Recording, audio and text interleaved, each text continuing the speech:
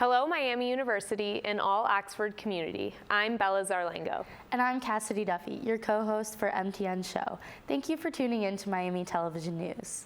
In today's show, we will be covering how coronavirus has impacted the first weeks of campus life and updates to the Black Lives Matter movement on campus. Within the first week of in-person classes, Miami's residence halls have seen an increase in COVID-19 cases. The Division of Student Life implemented a 4-level system to identify outbreak zones. At level 1, or yellow, there are no known COVID cases. At level 2, or orange, there are 1 or more cases. Next is level 3, or red, which are several cases, finally leading to level 4, or purple, where residents must quarantine in their room due to a high risk of an outbreak. If this all fails, then residents from the whole floor must quarantine. MTN reporter Zoltan asked residents and resident advisors in Withrow Hall about safety in regards to COVID-19 in the dorms. How do you think the university's strategy towards COVID and the move-in and dorms went over the couple weeks for move-in? Well, I think that the system that they used for move-in was pretty good. Having families move in different days so that the traffic will be reduced overall, I think that went really well. What was your reaction to the color system implemented for the dorms? Honestly, I think it's a good idea, but I don't think that the communication was that great because the RAs and the RD finds out everything at the same time as the residents. And I personally don't think that makes sense, but it's a good system overall. Withrow is currently at a level orange. It went down from a level red. Do you think that our social distance practices will keep the spread of COVID down, or do you see a rise coming in the future? Honestly, I think as long as people continue to wash their hands, wear their masks, social distance, and all that, I think it'll keep going down. Because I think we just went back to yellow, so we keep going down as long as people keep doing what they're supposed to do, basically. With the trend of us going down to yellow, do you think that we're going to stay in the dorms for the rest of the semester, or do you see us going home early? I think we'll definitely stay in the dorms for the rest of the semester. What about second semester? Do you think that with traveling for winter break, do you think that'll affect any of the COVID spread inside the dorms, or do you think we'll stay home for second semester? I think they're going to do the same thing that they did for implementation of us into this semester, so I think we will still have second semester because Miami needs money, so we're definitely having that second semester on campus. And then, do you feel safe inside the dorms? I mean, yeah. Overall, yeah, I would say I do. Before this fall, did you and the other members in the Offidence Residence Life have a say in the regulations for the upcoming semester? What were the struggles or concerns with bringing students back onto campus? Sure, I think this is a great question. There were a variety of committees that were convened by the university, and so there were actually a few members of the Office of Residence Life that participated in a Safe Return to Campus committee. That committee was the one that was planning for the opening up of campus this fall. With regards to regulations, this is what's really, I think, tricky is truthfully, the Butler County General Health District and other health professionals, the medical professionals are really sort of providing the guidance in a lot of the policies and practices. We're also looking at the CDC recommendations and suggestions as well. So, with regards to the regulations, in some regards, it is a combination because, obviously we are concerned about the health of students and all members of the community. We are trying to balance that concern with not being so restrictive that students aren't able to have the college experience. How did last year's residence life compare with this year's? Are there any disadvantages socially or academically? And what has residence life done to try to solve these issues? Sure.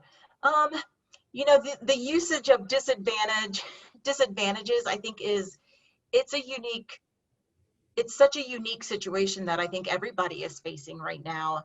I think about last year, there were so many just sort of wonderful sort of large group gatherings and social opportunities for students. I think the online classes are impacting people in a variety of ways. There's definitely a reason there are online institutions and there are in-person institutions. And students choose those institutions for a reason.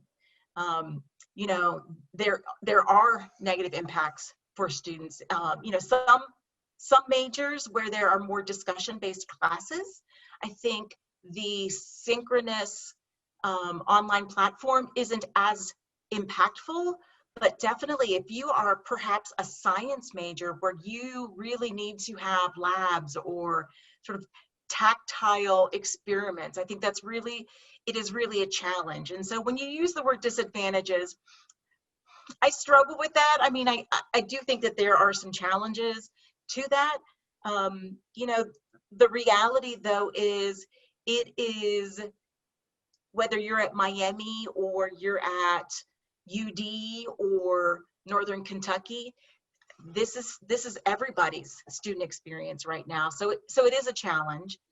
What advice would you have for the students at Miami who are feeling isolated and alone in the current situation and are looking to connect with others without breaking any rules? Sure, I agree. And I appreciate that you asked the question in such a way that it's important to know that so many students are really doing a great job of wearing masks and meeting in small groups. And so it's not that people are purposely trying to break rules.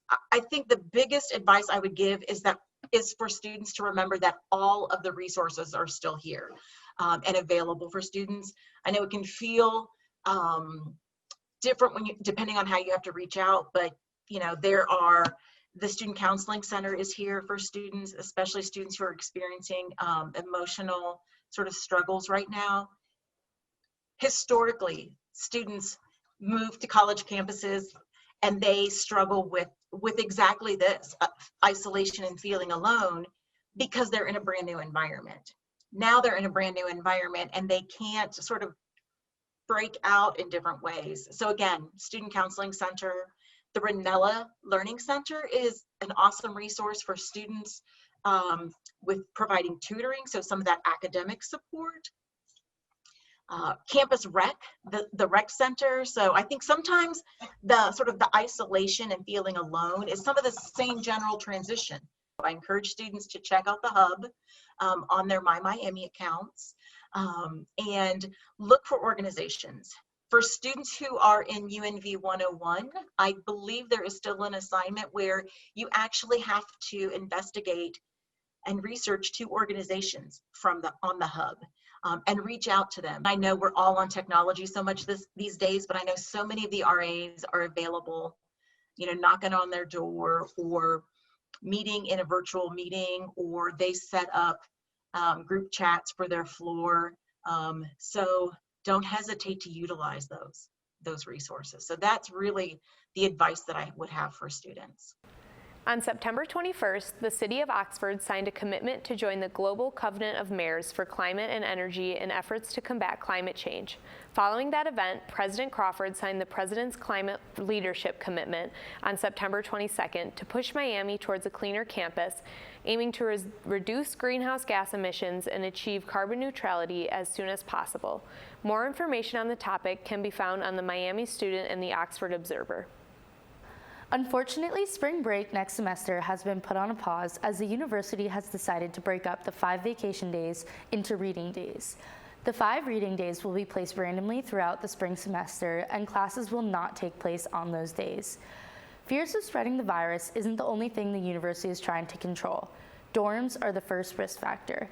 While the dorms just opened for in-person classes, Miami has been trying to keep residents as safe and separate as possible. MTN's co-president, Cache Roberts, got the chance to speak with her former boss, resident director Leisha Moore, about the changes residents' assistants have had to make to adapt to the coronavirus life. What is your position? So I serve as a resident director through the Office of Residence Life at Miami University. I oversee Han Hall. Compared to last year to this year, how would you say COVID has impacted your duties and then RA duties? From last year to this year, COVID has impacted my duties in terms of how we support students. The support looks a lot different this year in terms of programming, building connections, how we are allowed to connect with students in a visible space. And then for RAs, COVID has impacted the way that they are able to connect with their residents. COVID has also impacted the interactions that they're able to make. They are still able to make a lot of interactions, but they feel limited in a lot of the stuff that they're able to do. Right. So in terms of connections, how has that changed? Like, how would you say?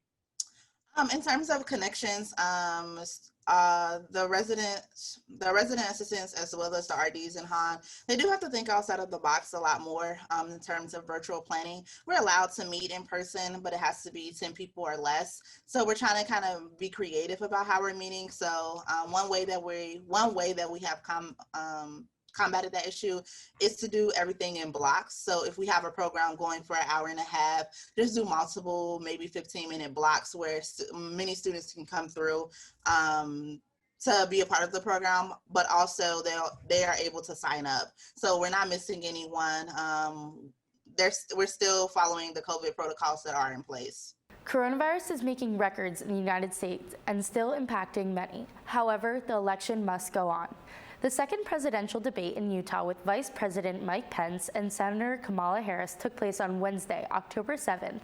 The debate was moderated by Susan Page of USA Today and covered 9 topics for a total of 90 minutes.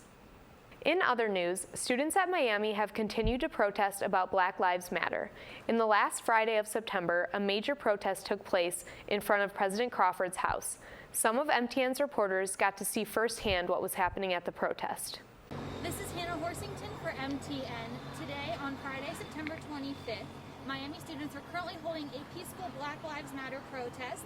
Right now, they are heading down High Street and plan to end here outside of Lewis Place, where President Crawford and his wife currently live.